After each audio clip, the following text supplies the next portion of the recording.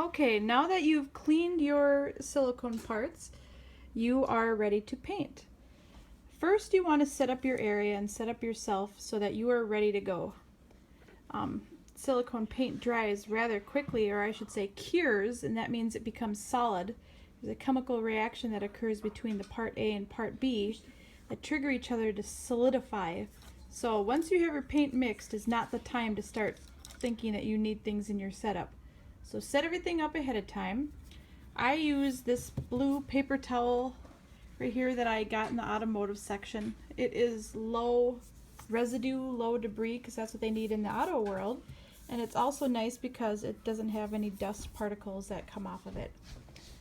Alright, you want to get your part A and your part B. And whatever thinner you're going to use to thin down the paint and make it more easy to apply to your doll. I use the Mona Lisa thinner for a lot of it. I sometimes also use this product here, Novox. It's a little bit of a matting element to it, so it thins out the paint and mats it a little bit, but you can't use that as your matting layer because it's not that effective. And then you have your pigments. Notice how I'm not telling you what kind of paint and pigment I'm using. It is your job to find out what your doll was poured in and make sure that the paint and pigment that you use is compatible with that silicone. Otherwise, your paint will not stick ultimately. Okay, you have your paint tray. You have a little dish here of acetone that you can try to rinse out your brush, but honestly, you're gonna go through a lot of brushes because you can't really rinse silicone paint out of a brush. It's wrecked after that. I end up throwing a lot of brushes away, so I get these cheap packs at Walmart that are $3 for like 8 brushes. That works nice. So I've got my area, I've got my pieces all hung up here ready to paint. When I do a full body, I have this upside down popcorn bowl that I lay it on, so not much of it is touching. Heads, they tend to stand by themselves, otherwise you can slip them on something like that so that they won't touch. And you want to make sure that you yourself are wearing light colors, because every little fuzzy and lint off your shirt will stick to this silicone. And also wear something that you don't mind getting dirty, because I end up picking those little lint off as I go and I wipe it on myself. Because honestly, you don't want to paint over it because then it will be there forever. Alright. You have your area set up, you have your gloves, you have your paint, you have your pigment, you have your dishes. Multiple dishes is good. You have your thinner, you have your brushes. Toothpicks. Toothpicks is what I use to mix my paint with because they're cheap and you can throw them away. I have my dish of acetone for rinsing my brushes. I have my pieces. And I think that's about it. I will come back in a sec here and we'll start. Okay, step 1, we're going to do some veining. The best idea to do is to go online and look at pictures of babies and see where all their little capillaries, all their little veins are before you start this process, so you know where to put them.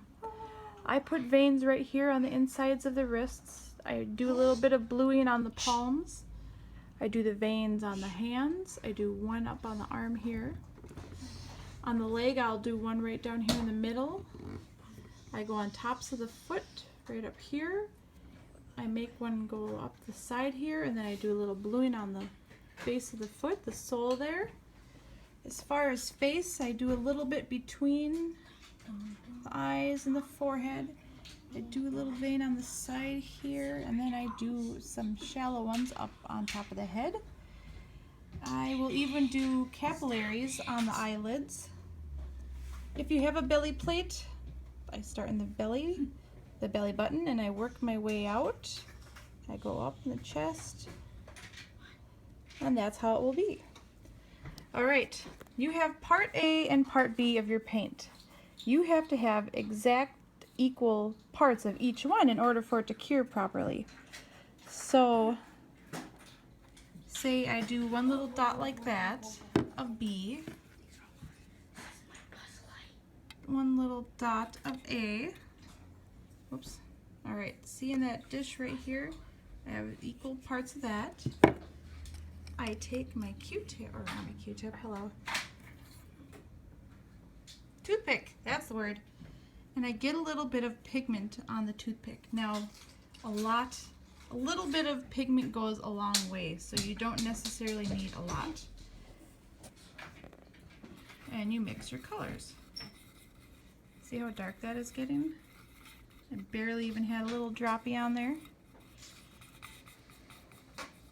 Veins, like all my layers, I like to do a little bit thinner so that they blend in well.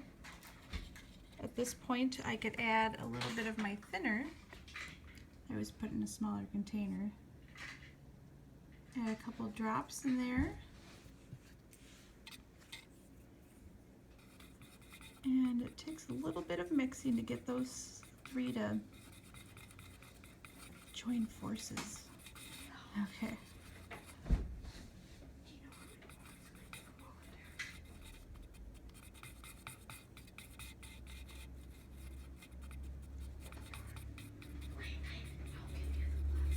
Okay. Nice, I like that consistency. That's pretty good. What I do with my toothpicks is I set them aside because I use both ends. That saves on my resources. Shut that, and I put the tops back on these guys. For safety, or for time saving, I'm just going to skip that for a minute. You can use brushes for veins, or you can use these little makeup wedges too. Those are very handy. What I do is I get a little bit on here, like so. And I always kind of like to keep one of these dishes here. I use the back quite a bit for blotting off. I don't want to blot on here because I don't want to pick up any dust bunnies. And on my body, I'm just going to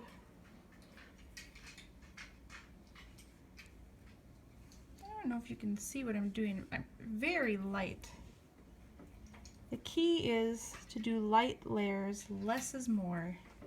You can always go back and add more. You can't always go back and take away. Oops. And then I dropped my phone. Okay. There we go. All right. I'm going to go ahead and I'm going to go through, I'm going to do all my veining, and then I'll come back and I'll show you what it looks like when I'm done. Okay, I have done the veining.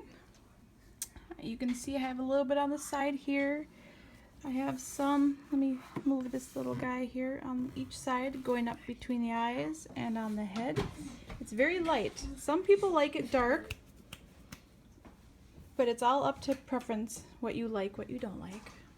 I have it on the hands, on the inside of the wrist, the bottom of the feet, the tops of the feet.